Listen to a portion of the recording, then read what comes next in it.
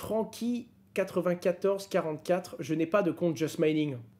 Francky, si tu ne regrettes pas aujourd'hui, tu le regretteras tôt ou tard.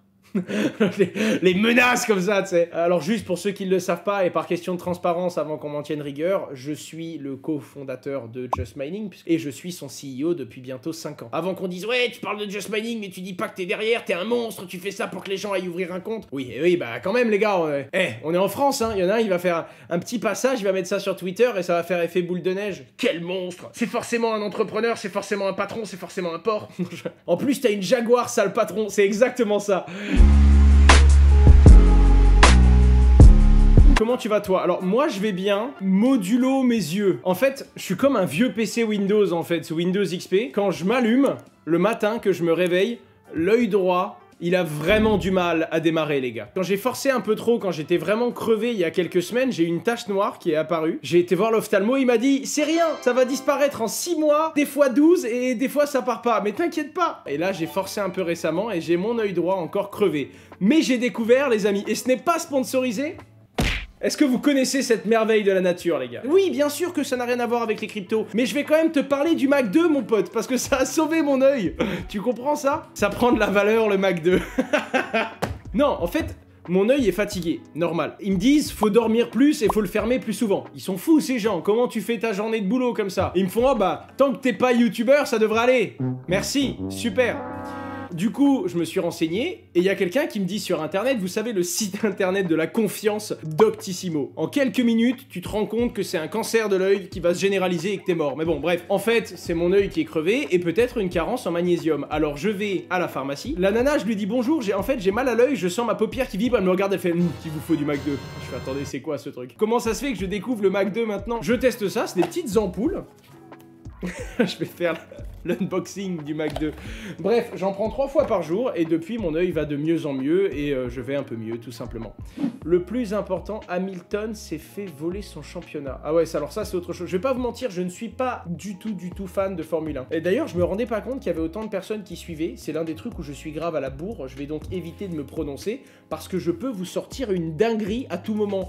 Après Tiga, qui s'appelle réellement Taiga et dont je connaissais la musique mais pas le nom, et l'erreur de provenance de Lionel Messi, football, musique, vous évitez de me lancer sur le championnat s'il vous plaît parce que je vais juste me tromper grave et puis on dit jamais 203, je vais éviter de sortir une 3e très grosse boulette les gars. Je suis tellement enfoncé et matrixé en mode finance, économie, apprendre ce que je sais pas de la finance traditionnelle et crypto, ne me demandez pas d'informations sur la F1, s'il vous plaît. Surtout que j'ai vu plein de gens, ouais, il s'est fait voler à la dernière... Bref, j'ai vu plein de trucs que je ne maîtrise pas du tout, s'il vous plaît. Respectez mon domaine de compétences, très clairement. On peut parler de Mac 2 si vous voulez. Non, L'échelle de temps du Bitcoin, ça nous projette au-delà de 2100. On imagine que d'ici là, le quantique sera apparu. Alors, je veux pas faire de demi-réponse. Je sais qu'on est en fin d'émission. Combien de temps j'ai devant moi? Vous avez 3 minutes. J'aurais pas demandé 4, vous aurez 3,30. En fait, ce qu'il faut comprendre, c'est que déjà, on parle d'informatique quantique. Pour 90% des gens, on comprend pas de quoi on parle. Pour faire très simple, aujourd'hui, ce qui fait vraiment peur, ce serait un problème de brute force. Imaginons que je sais que vous ayez un compte sur un site internet. Je connais votre adresse email parce qu'on a déjà parlé, mais j'ai pas votre mot de passe. Je pourrais essayer toutes les combinaisons possibles. 00001, 00002, bon, ça va prendre beaucoup de temps. Mais un ordinateur puissant, lui, pourrait essayer toutes les combinaisons beaucoup plus vite. Même le meilleur des ordinateurs va prendre des années à trouver. Le problème de l'informatique quantique, c'est qu'elle peut paralléliser. Et donc, il y a 12 ou 29 caractères à votre mot de passe, on peut tout tester d'un coup, trouver la bonne connexion et l'appliquer. Eh bien, déjà, on aurait des gros problèmes partout. Sécurité militaire, sécurité bancaire, bien plus de choses que qu'est-ce que ça va donner pour le Bitcoin. La deuxième chose, c'est qu'avec ça, on pourrait créer de la valeur dans des voies magnifiques. On pourrait plier des protéines et tester des différentes solutions pour soigner des cancers. On pourrait créer de l'argent, de la richesse en faisant le bien. Pourquoi choisir le mauvais côté? Pour finir, il y a quand même des tarés qui travaillent sur des algorithmes de sécurisation de blockchain quantum résistants, qui pourraient résister à de la puissance quantique. Les premières exploitations concrètes ont eu lieu il y a quelques mois.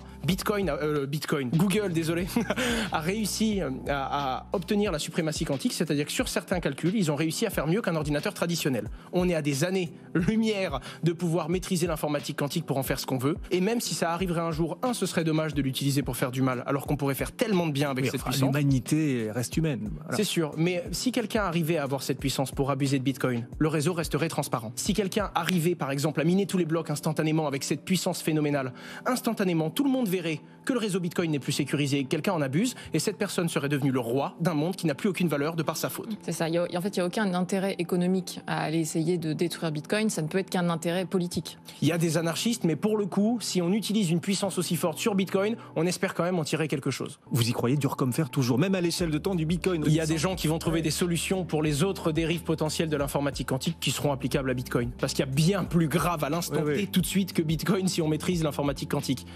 Tu as entendu parler du projet qu'aurait gagné le créateur de Bitcoin, le faux créateur de Bitcoin? C'est du bullshit ça. Le mec il dit que c'est le créateur de Bitcoin, alors j'ai pas suivi toute l'histoire parce qu'il y a quand même 8 personnes qui ont dit que c'était les vrais Satoshi Nakamoto, je vous jure c'est moi, croyez-moi sans preuve s'il vous plaît. En attendant pour moi, il y a 5 wallets avec 50 000 Bitcoins par wallet qui sont censés être les wallets officiels de Satoshi Nakamoto. Si tu as envie de prouver que t'es Satoshi Nakamoto, déplace un Bitcoin de l'adresse originelle de création. Voilà, t'y arrives pas, t'as une excuse, tant pis. Et puis pour moi, Bitcoin est une trop belle histoire pour qu'on ait besoin de savoir qui est Satoshi Nakamoto. D'ailleurs, quand on voit le personnage qu'il est, ça m'étonnerait que ce soit Satoshi Nakamoto, et je vous dirais même mieux, si c'est vraiment lui le Satoshi Nakamoto, je ne préfère ne jamais le savoir, parce que les valeurs que véhicule cet homme sont très très loin des valeurs que je m'imagine porter par Satoshi Nakamoto. Bitcoin est une boule de neige, grossie et qui se développe avec des valeurs communautaires qui sont saines, qui donnent un petit bout de rêve à tout le monde et qui donnent envie de véhiculer le bien.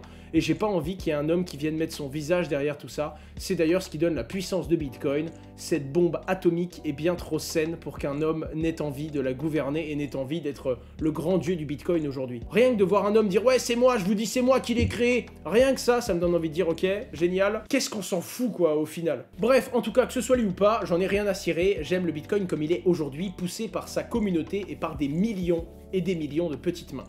Ça se dit comment, les gars? Je pense que c'est Bored Hap. Est-ce que ce serait Bored Happy? Happy? Comment ça se prononce? Ouais, j'adore quand vous faites à la française, vous écrivez Happy. Les Bored Apes, c'est ça, on est bon? Chimpanzés! Les chimpanzés! Merci, bon bah écoutez, je vais dire les Bored Apes et puis ce sera très très bien. En gros, la petite histoire, c'est que depuis que Adidas a fait un deal avec eux, ils explosent à mort à tel point que les moins chers, donc le floor price, est de 52 Ethers. Alors, vous voyez, quand je parlais des tendances NFT et que je disais, bon, il y a quand même beaucoup de merde, hein, pour ne pas dire une majorité de merde, déjà tu te rends compte quand tu vas sur TikTok. Tu tapes TikTok NFT, tu vois des gens, ils ont jamais parlé de crypto. Oh là là, ce projet NFT de kangourou qui peut se téléporter est incroyable. En achetant 2 kangourous bleus, tu as une petite chance d'avoir un kangourou rouge. Les kangourous rouges vont coûter très cher dans 6 ans. Promis.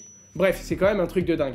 Mais là, on est arrivé à un autre stade parce que bon, non seulement ils ont fait des partnerships, déjà faut le savoir, il y a quand même Adidas qui a signé un truc, donc les mecs ont été plus loin que le simple truc artistique, mais il y a un truc qui m'a fait rire quand même, c'est que on arrive à un point où tout le monde en veut parce que tout le monde en a. On en est même plus à se dire, est-ce que c'est quelqu'un d'intelligent qui l'a lancé? Est-ce qu'il y a des partnerships? Non. Là, on est juste en train de se dire, il y a une quantité très limitée de NFT. Et comme tout le monde en a et tous les mecs connus en ont, bah du coup, moi aussi j'en veux et du coup, j'en paye une fortune. Qu'est-ce qu'on a? On a les CryptoPunks qui sont la grosse tendance NFT. 150 Ethers le floor price. La petite somme de 600 000 $.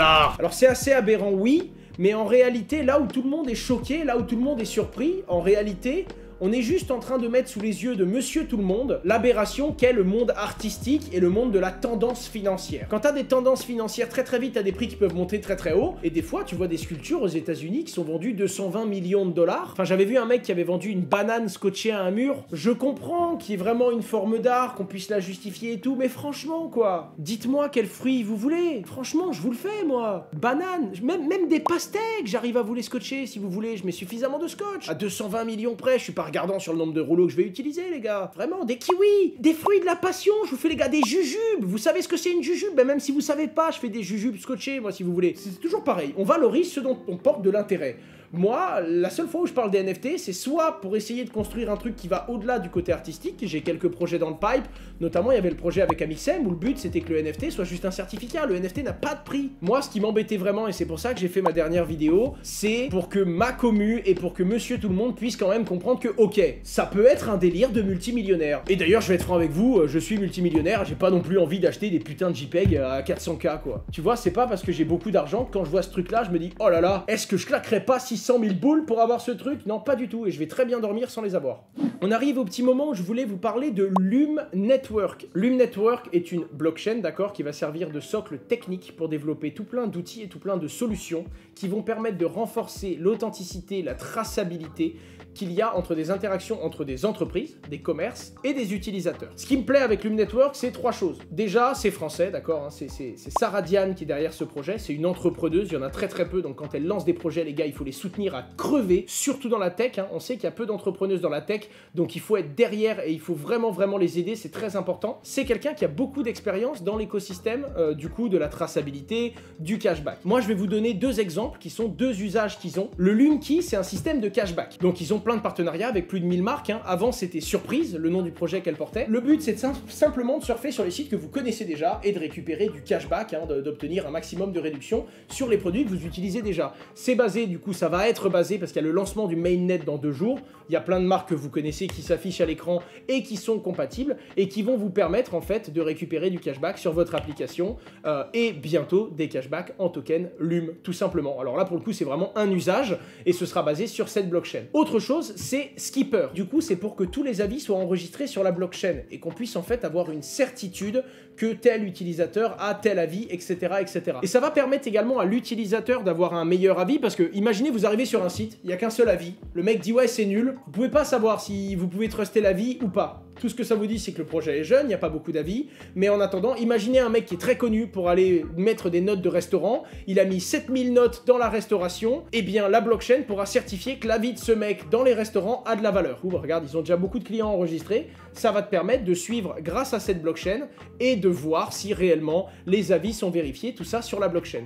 À côté de ça, c'est une blockchain qui est plutôt scalable, hein, parce qu'on est sur du Tendermint, donc c'est du Binance Smart Chain, c'est du Terra Luna, la même techno qu'eux, hein, la même brique, c'est Atom, Iris, Kava, c'est vraiment la même brique, hein. Donc c'est assez intéressant. Dans 2 jours, il y a le mainnet qui se lance, il n'y a pas de public sale et tout, hein. Et pour finir, les premières poules de liquidité sur Osmosis, le hub décentralisé de l'écosystème Atom, les premières poules de liquidité vont avoir lieu le 17 décembre, donc dans 5 jours, et tout le monde pourra normalement acheter au market price, quoi. Et puis ça, c'est le profil LinkedIn de la fondatrice qui est vraiment une entrepreneuse inspirante. Je vous invite à la suivre, à suivre son activité. Mais en tout cas, du peu d'interactions que j'ai eu avec elle, c'est quelqu'un qui semble visiblement partager des valeurs que je partage dans l'entrepreneuriat. Et c'est drôle, mais c'est un peu les mêmes valeurs que, vous savez, Reda de Key Foundation, qui est d'ailleurs partenaire et qui est d'ailleurs derrière le projet également, hein. Donc des gens super intéressants.